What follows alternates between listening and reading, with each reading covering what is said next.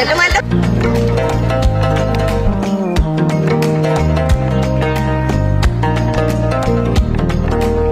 ለዳመናው ሳይታይ በዶፍ በክረምቱ ሁሉም ተጠልሎ ሳለ በየቤቱ ዝናቡን ሳይፈራ ሳያምረው ሙቀቱ ከአበቦቹ መሃል ቆሟል አንድ ብርቱ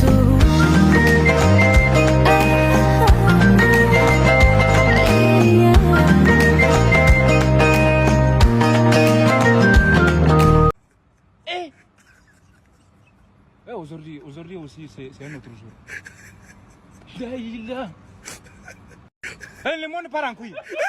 የዓለም ዋንጫ ላይ ብዙ ፉክክሮች አሉ።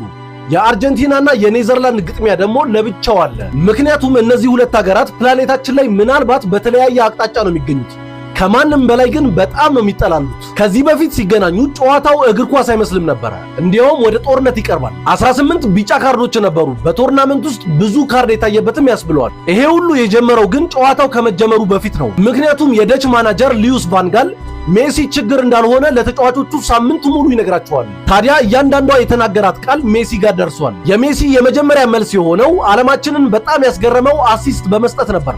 ቀጥሎም ራሱ ያገባል። ሴሌብሬት ሲያደርግም ወደ ኔዘርላንድ ተቀያሪ ተጫዋቾች ጋር በመሄድ እጁን ጆሮ ላይ በማድረግ ነበር። 2-0 ነበሩ እና መልእክቱ ግልጽ ነው። ግን ኔዘርላንዶች በዚህ አላበቁም ነበር። እንደምንም ብለው አንድ ጎል ያስቆጥራሉ። ታዲያ በዚህ አጋጣሚ ግን አርጀንቲናዎች የኳስ ቁጥጥራቸውን ያጣሉ። በጨዋታ መሃልም ፔሬዴስ ኳሱን ወደ ኔዘርላንድ ተቀያሪዎች ይጠልዘዋል። እናም ሁለቱ ቡድኖች ኳስ ላይ እንዳሉ ረስተውት ጨዋታውን ወደ አመጽ ይቀይሩታል። ሁሉም የመጣላት ሐሳብ ላይ ያሉ ግን መቶኛው ደቂቃ ላይ ዌጌሬስ ጎል አስቆጥሮ ወደ ኤክስትራ ታይም ያመራሉ። ፔናልቲ ላይ እንደደረሱ መከባበር የሚባል ነገር የለም። ፔናልቲ የሚመቱ ተጫዋቾችም መቆም ካለባቸው ቦታ አልፈው ነበር የሚመጡት። በረኞችም ሰዓት ያጠፉ ነበር። በመጨረሻም አርጀንቲና እንዳሸነፈች የተፈጠረውን ነገር ሁሉንም ነገር ያስረዳቸዋል። ምክንያቱም ወደ ደጋፊዎቻቸው አይደለም እየሮጡ የሄዱት፣ ዞረው ወደ ኔዘርላንድ ተጫዋቾች በመሄድ ፊት ለፊታቸው ነበር ሴሌብሬት ያደረጉት። አንዳንድ ፉክክሮች ከታሪክ ተነስተው ነው የሚፈጠሩት።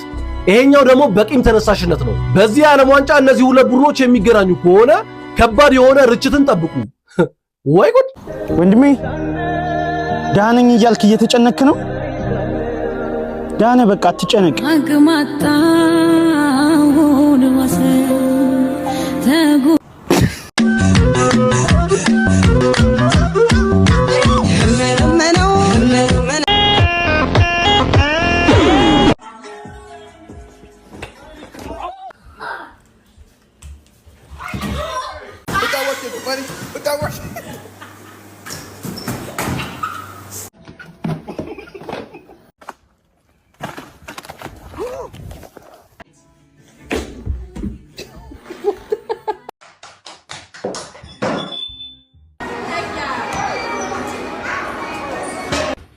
Bisa. Don't slow down.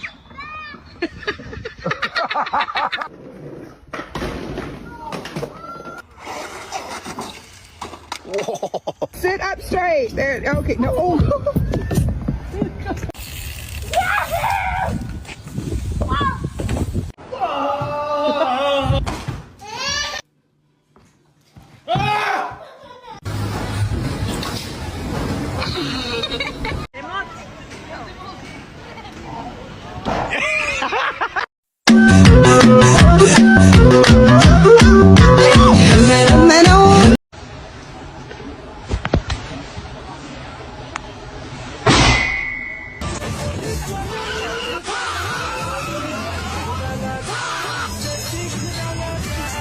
ተዋህልደ በጎለ እንስሳ ተዋህልደ በጎለ እንስሳ ቶማቴኔ ቶማ ቶማቴኔ ቶማ ቶማቴኔ ቶማ ቶማቴኔ